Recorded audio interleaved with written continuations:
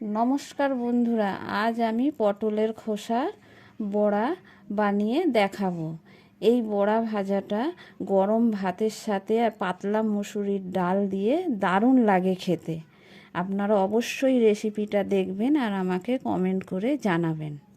পটলের খোসা বড়া বানানোর জন্য আমি 500 গ্রাম পটল নিয়ে খোসা ছাড়িয়ে নিয়েছি। খোসাগুলো ভালো করে ধুয়ে নিয়েছি।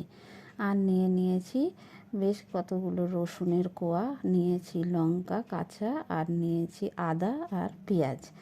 এই সবগুলো আমি পেস্ট করে নেব। আর নিয়েছি বেসন আর চালের গুঁড়ি। এই যে এগুলো চালের গুঁড়ো। এবার আমি এগুলো পেস্ট করে নেব। পটলের খোসাটা দিয়ে দিয়েছি মিক্সির বোলের মধ্যে, দিয়ে দিলাম পেঁয়াজ, রসুন, আদা, কাঁচা লঙ্কা সবগুলোই দিয়ে দেব।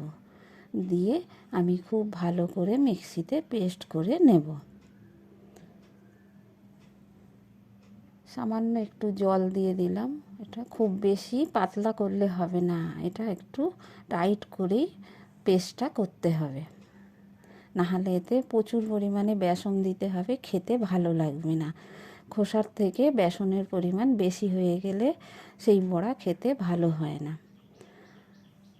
আমি একটি পাত্রে নিয়েছি পেস্ট করাটা। নিয়ে এবার আমি দিয়ে দিচ্ছি বেসন আর দিয়ে দেব চালের গুঁড়ি। 2 চামচ চালের গুঁড়ি দিয়ে দেব। দিয়ে এবার আমি এতে দিয়ে দিলাম স্বাদ মতো লবণ, আর দিয়ে দেব হলুদ, আর দিয়ে দিচ্ছি 1 চামচ পোস্ত, গোটা পোস্ত 1 চামচ দিয়ে দিয়েছি। দিয়ে আমি খুব ভালো করে হাত দিয়ে মেখে নেব। সব কিছু একসাথে আমি খুব ভালো করে মেখে নিচ্ছি।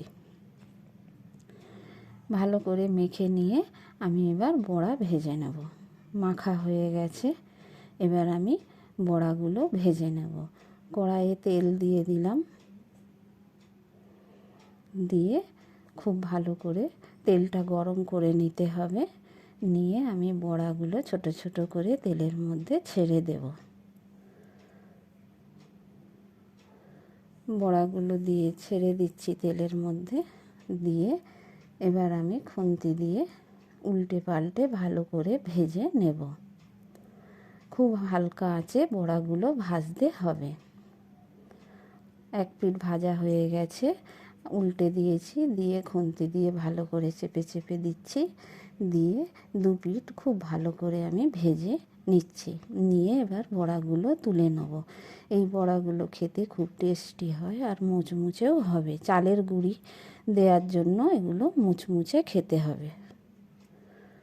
এই দেখুন কত সুন্দর ভাজা হয়েছে।